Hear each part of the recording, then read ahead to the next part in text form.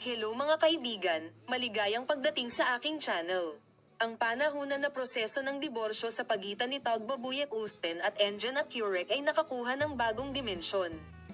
Si Tagba, na ilang buwan nang nakikipaglaban para sa kustodiya ng kanyang mga anak, sa wakas ay nagpasya na pumunta sa USA. Kinuha ng sikat na artista ang mga bagay sa kanyang sariling mga kamay upang iligtas ang kanyang mga anak mula kay Engin Akurek at ipagtanggol ang kanyang mga karapatan sa ina. Narito ang mahirap na paglalakbay ni Tagba Buick-Usten, kung ano ang nangyari sa likod ng mga eksena.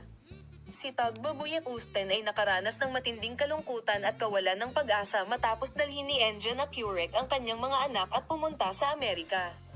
Ang sikat na aktres, na nagsabi sa bawat pagkakataon na hindi katanggap-tanggap na mawalay siya sa kanyang mga anak, ay nagpahayag sa kanyang malapit na bilog na hindi ko iiwan ang aking mga anak sa mga kamay ng sinuman at kailangan kong lumaban bilang isang ina. Nagpasya siyang pumunta sa Amerika. Matapos ang kaso ng diborsyo, si Engin Akurek ay nanirahan sa Amerika kasama ang kanyang mga anak at nagsimula ng bagong buhay sa Los Angeles. Habang si Engin, na nangatwiran na maaaring lumaki ang kanyang mga anak sa isang mas mapayapang kapaligiran, ay suportado ang desisyong ito, tinanggihan din niya ang mga kahilingan ni Tagba Buick-Usten. Nabatid na ang sikat na aktor ay naghanda ng isang espesyal na programa sa edukasyon para sa kanyang mga anak sa Estados Unidos at gumugol ng oras sa kanila kung kailan niya magagawa.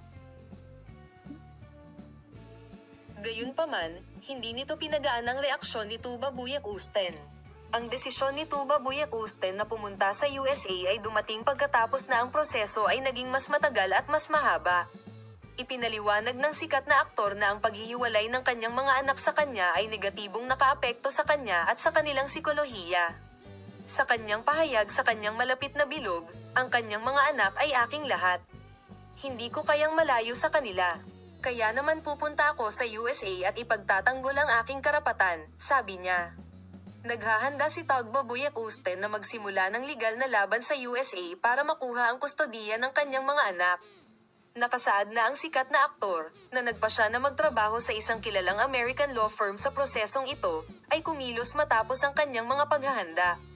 Ang mga abogado ni Tagba ay nangangatwiran na ang paglalayo ng mga bata sa isa sa kanilang mga magulang sa mahabang panahon ay labag sa pambansa at internasyonal na batas. Bilang isang ina, ang pinaka-natural na karapatan ng aming kliyente ay makasama ang kanyang mga anak, sabi ng mga abogado, at idinagdag na ipagtatanggol nila ang mga karapatan ni Tagba hanggang sa wakas sa kasong ito. Patuloy kaming magbabahagi ng detalyadong impormasyon sa Paksa Palem. Makita ka sa mga bagong video.